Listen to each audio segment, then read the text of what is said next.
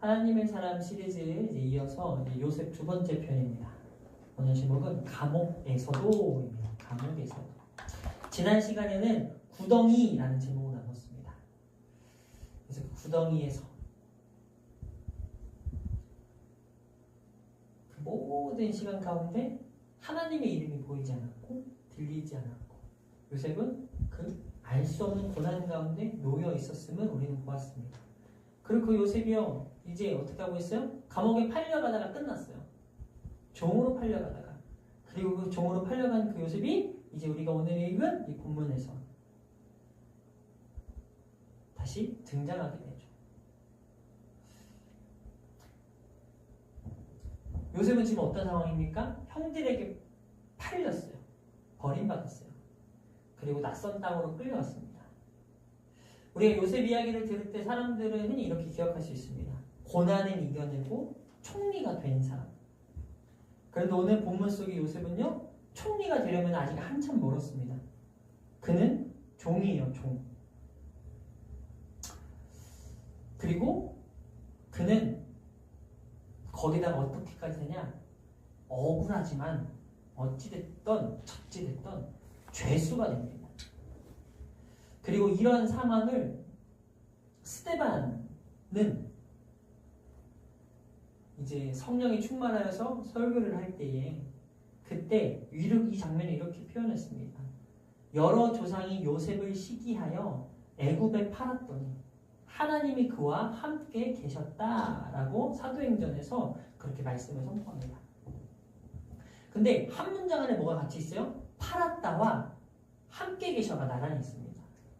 그러니까 사람이 한 일과 하나님이 하신 일 사이에 그냥 어떤 설명도 없이 그냥 함께 놓여 있는 것입니다. 팔렸는데 함께 하셨대요, 하나님이.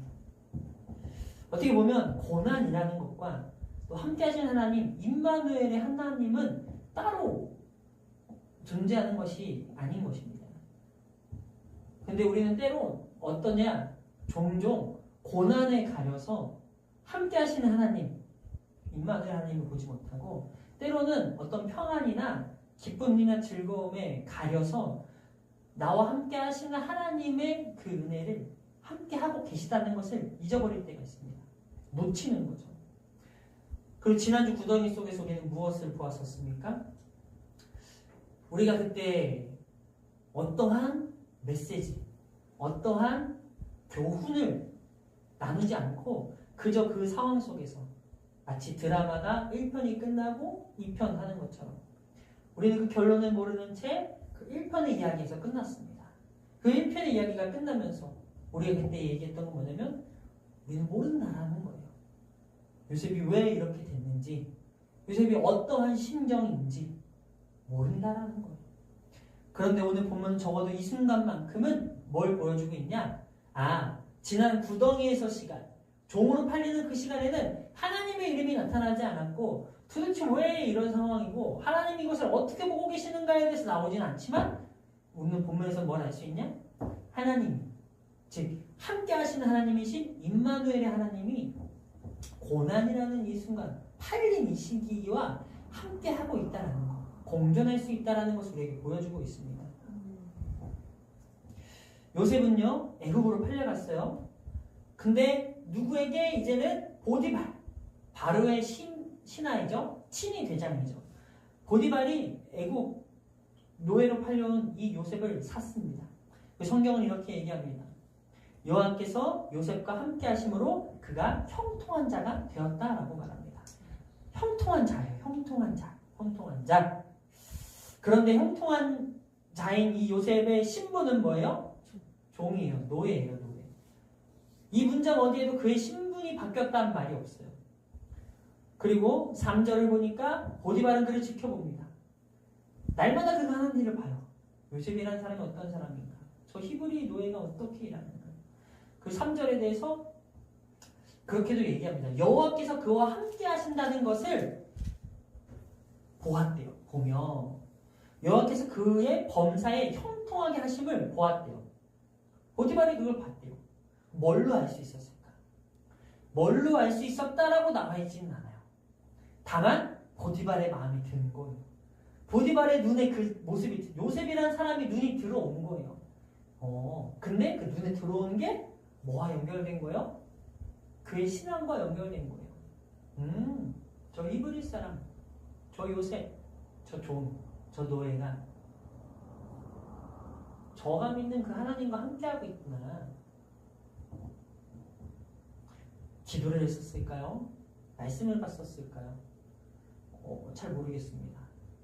전도를 했을까요? 잘 모르겠습니다. 아니면 거기서 요셉이 막 기적을 행하고 이적을 행하고 능력을 행하고 방언하고 예언했을까요? 잘 모르겠습니다. 성경에서 그것을 이야기하고 있지는 않습니다. 다만 보디발은 그것을 봤대요. 하나님이 함께 하신다라는 것을요. 그리고 그 결과 어떻게 되냐면은 요셉에게 일을 맡겼다라는 거예요. 그리고 맡기는 것이 조금씩 맡기다가 나중에는 마침내 4절을 보니까 자기의 소유를 다 요셉한테 맡기게 됩니다. 근데 5절에 보니까 그날부터 그 집에 복이 임했다라는 거예요. 밭에도 임하고 집에도 임하고.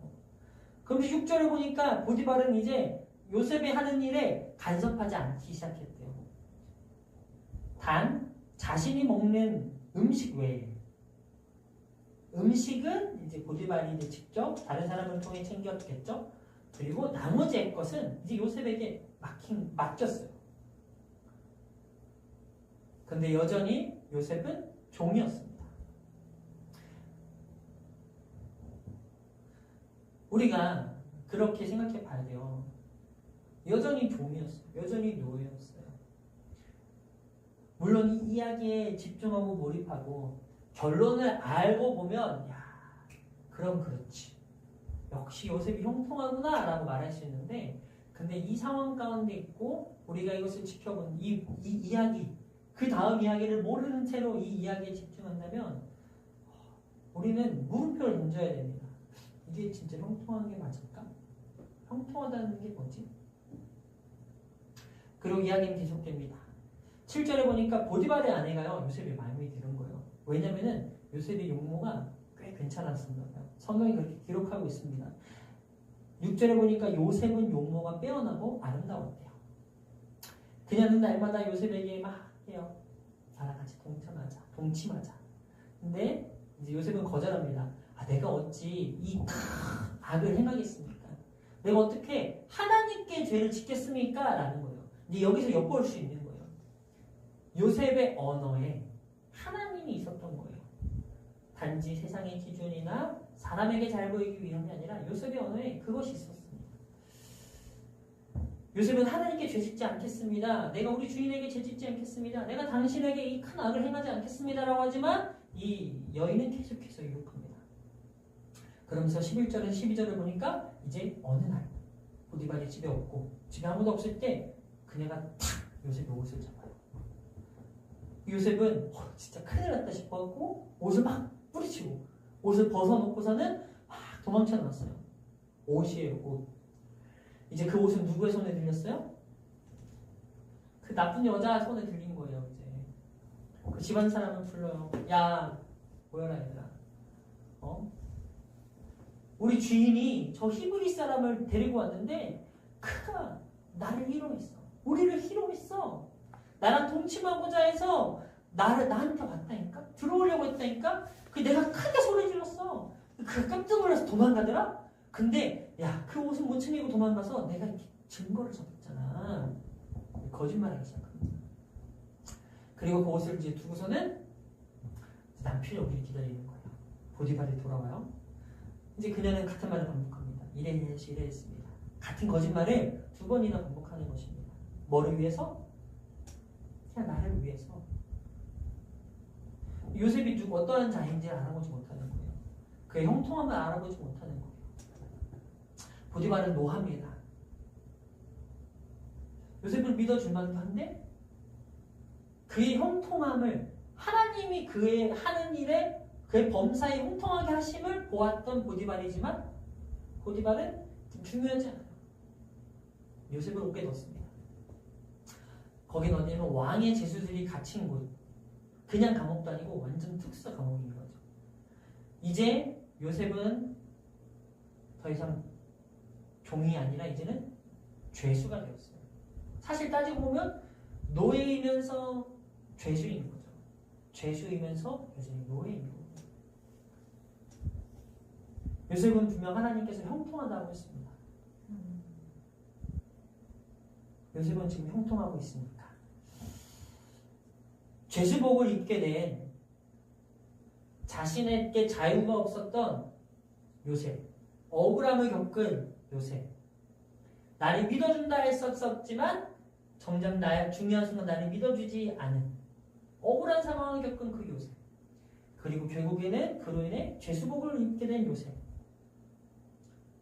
사방이 막혀있는 감옥에 들어간 요셉이에요.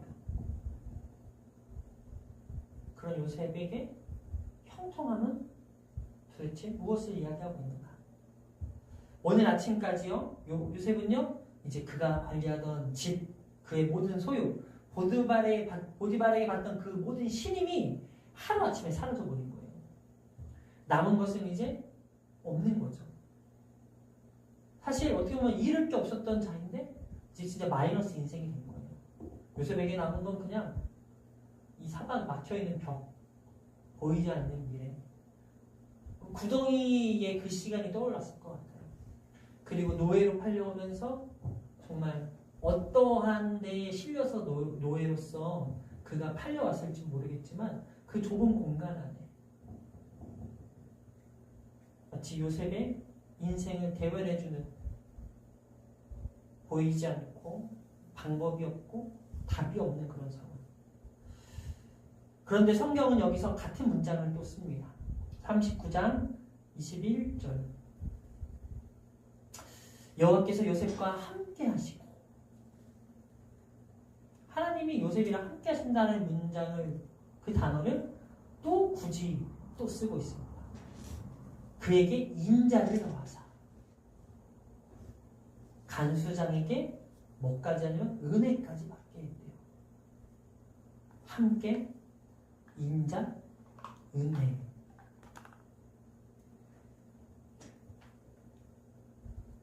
간수장은 옥중 죄수를 다 요셉에게 손에 맡겼대요. 이건 또 무슨 일일까요? 그가 하는 일을 다시 살펴보지 않았대요. 그 이유가 뭐예요? 여호와께서 그가 함께 하셨기 때문에. 23절을 보니까 또 그 간수장도 보는 거예요.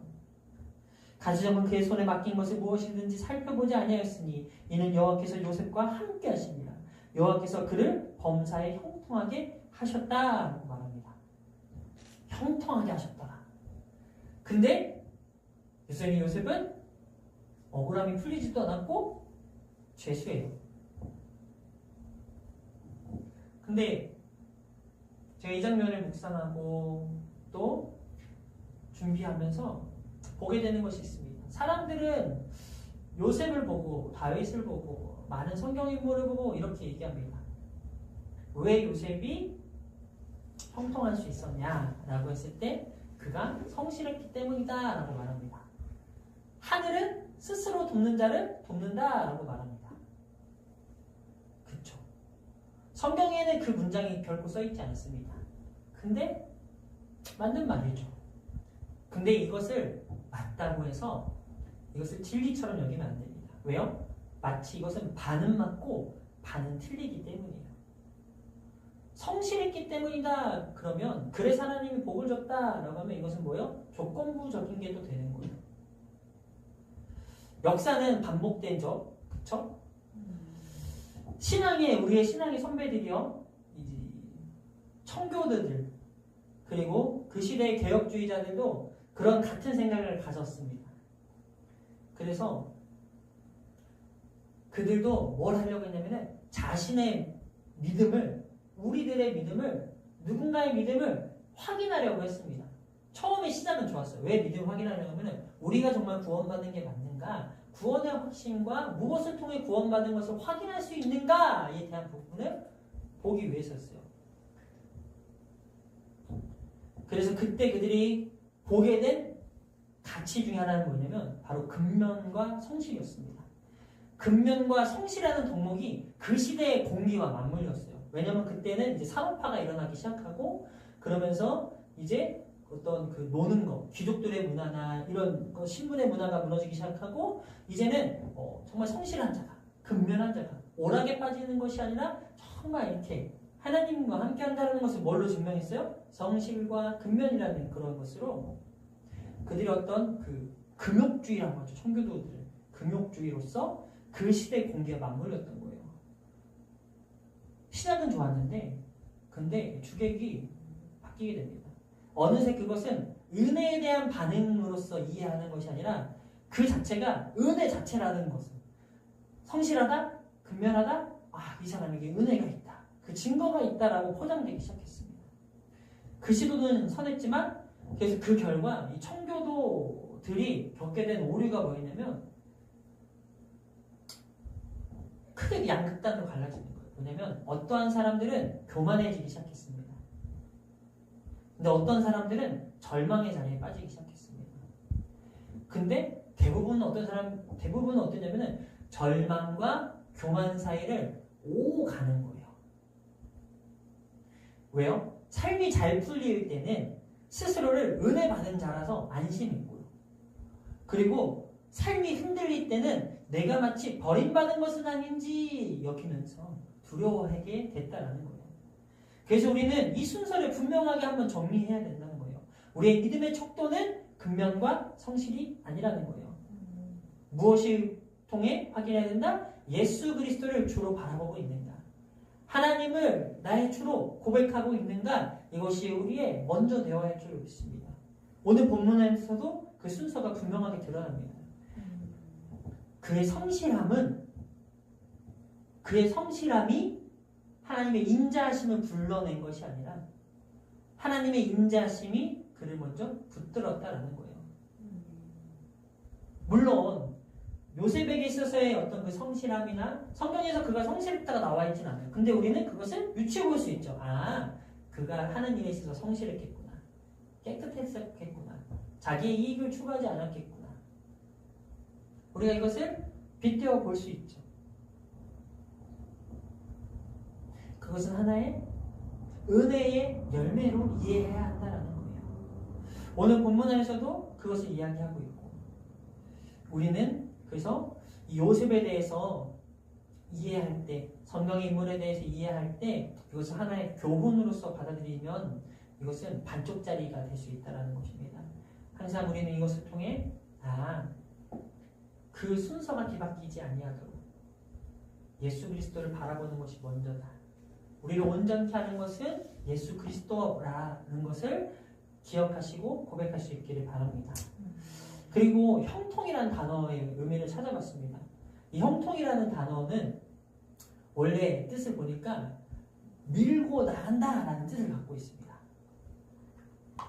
그래서 이 밀고 나간다라는 이 형통이라는 단어가 똑같이 어디에도 쓰이냐면은 삼손에게 그 힘이 임했을 때, 다니엘에게 용기가 임했을 때, 그리고 다윗과 사울 왕에게 하나님의 영이 임할 때 이렇게 다양하게 쓰여요. 근데 여기서는 이 형통이라는 것은 여기 그 단어는 형통이라고 번역됐죠. 근데 그 원래적인 의미를 따져서 봤을 때 밀고 나간다. 이건 뭐예요? 무언가가 벽을 뚫고 나갈 수 있는 힘을 갖고 있다는 거예요. 자, 봅시다. 요셉은 하나님께서 이 성경을 통해 기록할 때 형통하다라고 하고 계세요. 근데 우리의 세상의 기준으로, 우리의 경험적인 기준으로 봤을 때는 이걸 과연 형통하다고 할 수 있을까? 물론 이 안에서는 잘 되고 있는데 아직 달라진 게 없잖아요. 또 뭐가 있어요? 이 장면에서는 하나도 드러나지 않지만 이 시작은 뭐였어요? 요셉이 꿈꾸는 것으로 시작했거든요. 그 꿈에 대한 응답이 여전히 없는 상황이에요. 그리고 그가 노예라는 죄수라는 그를 가로막고 있는 벽은 여전히 사라지지 않았습니다. 그 벽은 그대로 있는데 근데 이 요셉의 형통함은 뭐예요? 그 벽이 벽으로서 가로막는 것이 아니라 요셉은 하나님이 주시는 함께하심으로 은혜로 말미암아 그 벽을 어떻게요? 뚫고 나오는 하나님의 함께하심이 그 벽을 밀고 들어가게 하는 힘이 있었다는 거예요. 그러니까 마치 요셉은 뭐와 같은 거예요? 그 신분에 사람들의 시선에 자신의 처한 처지에 눌리지 않았다는 거예요. 내지 않았다라는 거예요. 그의 시선이 어디에 있었다라는 것일까요? 하나님께 있었다라는 것이죠. 어떻게 보면 그 형통함이라는 것은 그 벽을 뚫는 힘, 우리의 현실을 가로막는 사람들의 시선, 평가, 나의 어떤 위치, 그 모든 것을 뛰어넘는, 뚫고 나가는 바로 오늘을 살아가는 힘이 요셉에게 있었던 줄로 믿습니다. 그러면서 이것은 요셉에게 어떤 한 사건이 찾아와요. 그가 갇힌 그곳에 바로 왕의 술 맡은 관원장과 떡 굽는 관원이 찾아옵니다. 같이 있게 돼요. 그러면서 그 두 사람 각각 꿈을 꾸죠. 아침에 요셉이 그들에게 들어가 보니까 그들의 얼굴에 근심빛이 가득한 거예요. 그래서 요셉이 물읍니다. 어찌하여 오늘 당신들의 얼굴에 근심의 빛이 있습니까? 이제 40장 7절을 보니까 꿈 얘기가 쭉 나옵니다. 그들이 얘기해요. 우리가 꿈을 꿨는데 도무지 이 꿈이 무슨 뜻인지 모르겠어. 요셉이 얘기합니다. 해석은 하나님께 있습니다. 청하건대 나한테 얘기해 주세요. 얘기합니다. 요셉은 우리가 꿈꾸는 자라고 잘 알고 있잖아요. 그렇죠? 근데 사실 요셉은요. 조금 엄밀히 말하면 꿈꾸는 자라기보다도 꿈을 잘 해석하는 사람이었어요. 먼저 술 맡은 관원장이 얘기합니다. 내 꿈에 내 앞에 포도나무가 있었어. 가지가 셋 있었고 싹이 났고 꽃이 피고 포도송이가 있었어. 그것이 익었고 그러면서 내 손에는 바로의 잔이 있었어. 나는 그 포도를 따서 즙을 짜서 바로의 손에 드렸어. 요셉이 대답합니다. 세 개의 가지는 사흘이에요. 3일 안에 바로가 당신의 머리를 들어서 당신의 자리를 회복시킬 거예요. 그리고 당신은 당신의 손으로 그 잔으로 바로의 손에 그 잔, 술잔 드리게 될 거예요. 술 맡은 관원장에게 얘기합니다. 그리고 덧붙여요. 당신이 잘 되시거든 나를 생각해 주세요.